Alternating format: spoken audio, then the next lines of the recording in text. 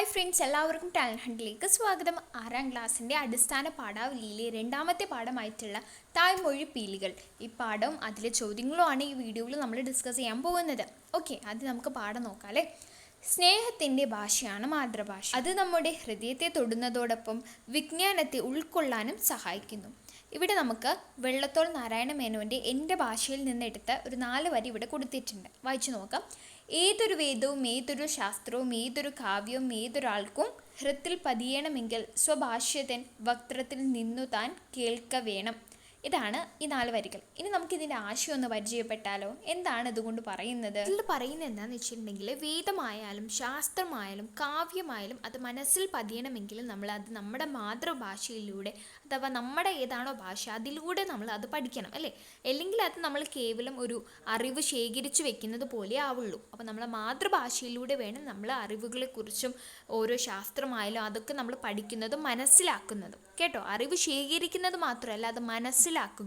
അത് കുഞ്ചൻ നമ്പ്യാരുടെ 4 വരികളാണ് കൊടുത്തിട്ടുള്ളത്. ഭാഷ പ്രയോഗിക്കുമ്പോൾ നമ്മൾ ശ്രദ്ധിക്കേണ്ട കാര്യങ്ങളെക്കുറിച്ചാണ് കുഞ്ചൻ നമ്പ്യാർ പറയുന്നത്. മാധുര്യ ഗുണങ്ങളും അക്ഷര വ്യക്തിയും വേണം.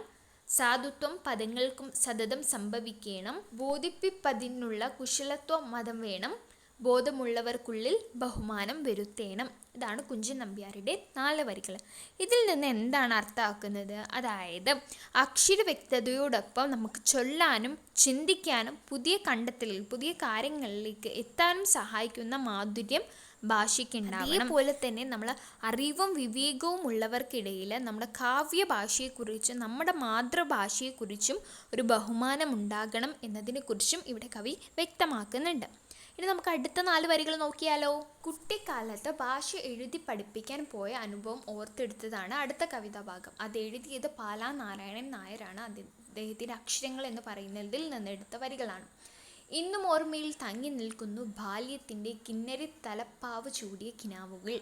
ഹരിശ്രീ കുറിക്കുവാൻ പള്ളിമേടയിലേക്ക് വരവും പോക്കും, വഴി തെറ്റിയ നേരും പോക്കും, അക്ഷരം വരയുന്ന വിരൽ തുമ്പും, കക്ഷത്തിൽ ഇടുക്കിയ തടുപ്പും വാറൗലിയും, ഇടവപ്പേ മാരി തടയാൻ പനയോലക്കുടിയും, കുചേലൻ്റെ കുട്ടികളായി ഞങ്ങൾ. ഇതാണ് കവിതാ ഭാഗം. ഇനി നമുക്കിതിൻ്റെ ആശയം നോക്കാം അല്ലേ. ഇത് കുട്ടിക്കാലത്ത് ആദ്യമായി എഴുത്തു പഠിക്കാൻ അഥവാ പള്ളിക്കൂടത്തിൽ പോയ മനോഹരമായ ഓർമ്മകളാണ് കവി ഇവിടെ പറയുന്നത് അല്ലേ. വഴി അറിയാതെ എന്നാൽ മനസ്സിൽ ഒരുപാട് സ്വപ്നങ്ങളുമായിട്ട് കക്ഷത്തിൽ സ്ലേറ്റും കയ്യിൽ വാഴയിലും പിടിച്ച ഒരു കൂട്ടം കുട്ടികൾ വിദ്യാലയത്തിലേക്ക് നടന്നു നീങ്ങുന്നു. കുചേലൻ്റെ മക്കൾ എന്ന പോലെ ലളിതമായ ജീവിതം നയിച്ചിരുന്ന ആ കുട്ടിക്കാലത്തെ കവി സ്നേഹത്തോടെ ഓർക്കുന്നു. അതാണ് ഈ കവിതയിലൂടെ, ഈ വരികളിലൂടെ കവി നമ്മളോട് പറയാൻ ആഗ്രഹിക്കുന്നത്. നമുക്ക് ഒളപ്പമണ്ണിയുടെ പഞ്ചവർണ്ണ കിളിയിലെ വരികൾ നോക്കാം. കവിത പച്ചുച്ചിറകുള്ള നീ മഴവില്ലിൻ കഴുത്തുമായിട്ടൊറ്റയ്ക്കിവിടെ പറന്നെത്തി, കാനിരക്കൊമ്പത്തത്ര വന്നിരുന്നത് കിളി, അക്കഴുത്തിലെ നാനാവർണ്ണവും നറുനീരിനുള്ളൊളിയും ചേർന്നിന്നുമീ മലയാളം മധുരിക്കുന്നു, പച്ചക്കിളി നിൻ കൊക്കാഴുത്തുന്ന മലരും കനിയുമുരുൾ തേനുമീ മലയാളം. ഇതാണ് നമ്മുടെ കവിതാ ഭാഗം. ഇനി നമുക്ക് ഇതിൻ്റെ ആശയം നോക്കാം. മലയാള ഭാഷയുടെ മധുരവും പ്രകൃതിയോടുള്ള ബന്ധവും വർണ്ണിക്കുന്ന കവിതയാണ്. പച്ച നിറമുള്ള മനോഹരമായ വാലുള്ള ഒരു ചെറിയ കിളിയായിട്ടാണ് കവി മലയാള ഭാഷയെ സങ്കല്പിക്കുന്നത്. കാട്ടിലെ കാറ്റിൽ നിന്നും പക്ഷികളുടെ കലകൂജനങ്ങൾ, അതായത് അവരുടെ പാട്ടുകളിൽ നിന്നും മനുഷ്യരുടെ മനസ്സിൽ നിന്നുമാണ് മലയാള ഭാഷ രൂപം കൊണ്ടത്. പച്ചപ്പും പ്രകൃതിയും നിറഞ്ഞ കേരളത്തിൽ മാതൃഭാഷ നമുക്ക് പകർന്നു തരുന്നത് വലിയ അറിവും സന്തോഷവുമാണ്. അതാണ് ഈ വരികളിൽ നിന്ന് നമുക്ക് മനസ്സിലാവാനായിട്ട് പറ്റുന്നത്. ഇനി നമുക്ക് ഈ പാഠഭാഗത്തുള്ള ചോദ്യങ്ങളിലേക്ക് പോവാം. ആദ്യത്തെ പ്രവർത്തനം ഇതാണ്: കിളിയും കിളിപ്പാട്ടും. കിളിയെ കൊണ്ട് കവിത ചൊല്ലിക്കുന്ന രീതിയാണ് മലയാള ഭാഷയുടെ പിതാവായ തുഞ്ചത്ത് എഴുത്തച്ഛൻ സ്വീകരിച്ചത്. അദ്ദേഹത്തിൻ്റെ അധ്യാത്മ രാമായണത്തിലെ കിളിപ്പാട്ടിലെ വരികൾ ഇവിടെ കൊടുത്തിട്ടുണ്ട്. ശാരിക പൈതലെ ചാരുശീലേ വരികാരോമലെ കഥാശീശോൻ ചൊല്ലു നീ. ഇനി അടുത്തത് ഭാരതം കിളിപ്പാട്ടിലെ വരികളാണ്. ഓരോരോ കഥകൾ നീ ചൊന്നത് കേൾക്കുതോറും മാരോമൽ കിളിപ്പെണ്ണെ പാരമുണ്ടാനന്ദം മേ. എഴുത്തച്ഛൻ്റെ പഞ്ചവർണ്ണ കിളിയെക്കുറിച്ച് കവിതയിൽ ഒളപ്പമണ്ണ് എന്തെല്ലാം പറഞ്ഞിട്ടുണ്ട്? വിശകലനം ചെയ്ത് കുറിപ്പ് തയ്യാറാക്കുക. ഇതാണ് നമ്മളോട് പറഞ്ഞത്. നോക്കാം. നമ്മളിത് ഇവിടെ പോയിന്റ് ആയിട്ടാണ് പറയുന്നത്. നിങ്ങൾ പോയിന്റ് ആയിട്ട് വേണ്ടെങ്കിൽ നിങ്ങൾക്ക് ഇതിങ്ങനെ എഴുതി പോകാം. ഓക്കെ ആണല്ലോ. അപ്പോൾ മലയാള ഭാഷയുടെ പിതാവായ തുഞ്ചത്ത് എഴുത്തച്ഛൻ തൻ്റെ കിളിപ്പാട്ടുകളിൽ കിളിയെ കൊണ്ടാണ് കഥകൾ പറയിപ്പിക്കുന്നത്. ഒളപ്പമണ്ണിയുടെ കവിതയിൽ ഈ കിളിയെ വളരെ മനോഹരമായിട്ട് അദ്ദേഹം വർണ്ണിക്കുന്നു അല്ലേ. ഭാഷയാകുന്ന കിളിക്ക് പച്ച നിറമാണുള്ളത്. അത് പച്ചിലക്കാടുകളിൽ പാറി നടക്കുന്നു. കാട്ടിലെ കാറ്റിൻ്റെ മർമരങ്ങളിൽ നിന്നും പക്ഷികളുടെ പാട്ടുകളിൽ നിന്നുമാണ് ഈ കിളി പാടാൻ പഠിച്ചത്. മനുഷ്യരുടെ മനസ്സിലെ നന്മയും പ്രകൃതിയുടെ ഭംഗിയും ചേർന്നതാണ് ഈ മലയാള കിളിയുടെ പാട്ട്.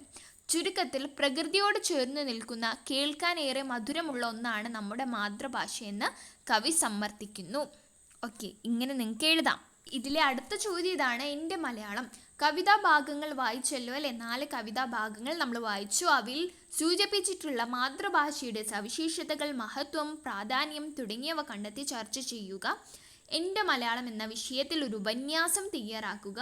പ്രവർത്തനം എന്താണ്? ഉപന്യാസം തയ്യാറാക്കുവാനാണ്. കൂടാതെ 3 വരി നമുക്കിവിടെ കൊടുത്തിട്ടുണ്ട്.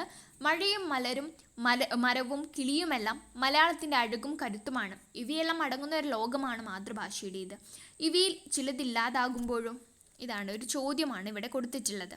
അത് നമുക്കൊരു ഉപന്യാസം തയ്യാറാക്കാം. ഉപന്യാസത്തിൻ്റെ തലക്കെട്ടായിട്ട് നമുക്ക് എൻ്റെ മലയാളം എന്ന് കൊടുക്കാം. ആദ്യം നമുക്ക് ആമുഖം എഴുതാം. ശേഷം നമ്മുടെ ഭാഷയുടെ മഹത്വവും സവിശേഷതകളും, അതിനുശേഷമാണ് നമ്മൾ മാതൃഭാഷയുടെ പ്രാധാന്യത്തെക്കുറിച്ച് പറയുന്നത്. ആമുഖം. ഒരു കുട്ടി ജനിച്ചു വീഴുമ്പോൾ ആദ്യം കേൾക്കുന്നതും പറയുന്നതുമായ ഭാഷയാണ് മാതൃഭാഷ അല്ലേ. അമ്മയെ പോലെ തന്നെ പ്രിയപ്പെട്ടതാണ് നമുക്ക് മാതൃഭാഷയും. കേരളീയരായ നമ്മുടെ മാതൃഭാഷ ഏതാണ്? മലയാളമാണ്. ലോകത്തിലെ ഏറ്റവും മനോഹരമായ ഭാഷകളിൽ ഒന്നാണിത്. അടുത്തതായിട്ട് നമ്മൾ ഭാഷയുടെ മഹത്വവും സവിശേഷതകളുമാണ് ഉൾപ്പെടുത്തുന്നത്. മലയാള ഭാഷയ്ക്ക് നമ്മുടെ പ്രകൃതിയോട് തീരാത്ത ബന്ധമാണുള്ളത്. മഴയും പുഴയും കാടും കിളികളുമെല്ലാം ചേർന്നതാണ് മലയാളത്തിൻ്റെ ഭംഗി. വള്ളത്തോൾ പാടിയതുപോലെ ഏതൊരു വലിയ കാര്യവും സ്വന്തം ഭാഷയിൽ കേൾക്കുമ്പോഴാണ് അത് നമ്മുടെ ഹൃദയത്തിലേക്ക് നേരിട്ടെത്തുന്നത്. നമ്മുടെ ചിന്തകളെയും സ്വപ്നങ്ങളെയും ഏറ്റവും മനോഹരമായി പ്രകടിപ്പിക്കാൻ മലയാളത്തിന് സാധിക്കും. അടുത്തതായിട്ട് നമ്മളെ മലയാള ഭാഷയുടെ പ്രാധാന്യത്തെക്കുറിച്ചാണ് പറയുന്നത്. നമ്മുടെ നാടിൻ്റെ സംസ്കാരവും പരിസ്ഥിതിയും മനസ്സിലാക്കാൻ മാതൃഭാഷ അത്യാവശ്യമാണ്. ഉദാഹരണത്തിന് നമ്മുടെ നാട്ടിലെ തെങ്ങ് എന്ന മരത്തെക്കുറിച്ച് ഇത്രയധികം വാക്കുകൾ മലയാളത്തിലല്ലാതെ മറ്റൊരു ഭാഷയിലും കാണാൻ കഴിയില്ല. മാതൃഭാഷ നന്നായി അറിയാവുന്ന ഒരാൾക്ക് മാത്രമേ മറ്റു ഭാഷകൾ വേഗത്തിലും വ്യക്തമായും പഠിക്കാൻ സാധിക്കുകയുള്ളൂ. ഇനി നമുക്കിത് ഉപസംഹരിക്കാം എന്ന് പറഞ്ഞാൽ അവസാനിപ്പിക്കുക. അപ്പോൾ അവസാനിപ്പിക്കുന്നത് നമ്മളൊരു പാരഗ്രാഫിലൂടെയാണ്. നമ്മൾ ഉപന്യാസത്തിൽ പറഞ്ഞ കാര്യങ്ങളൊക്കെ ഉൾപ്പെടുത്തിയിട്ട് വേണം നമ്മൾ നമ്മുടെ ഉപന്യാസം അവസാനിപ്പിക്കാനായിട്ട്. മാതൃഭാഷ എന്നത് നമ്മുടെ നാടിൻ്റെ അടയാളമാണ്.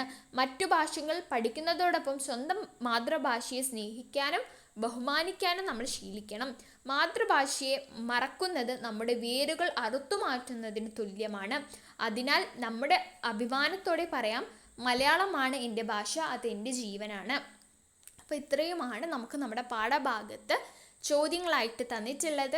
നമ്മൾ പാഠഭാഗവും നല്ല രീതിയിൽ പഠിച്ചു, ആശയങ്ങൾ മനസ്സിലാക്കി, കൂടാതെ നമ്മൾ ചോദ്യങ്ങളും നല്ല വൃത്തിയായി ചെയ്തു അല്ലേ.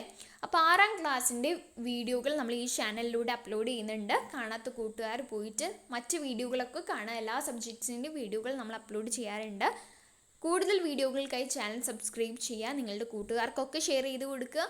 മറ്റൊരു വീഡിയോയുമായി കാണാം. Thank you.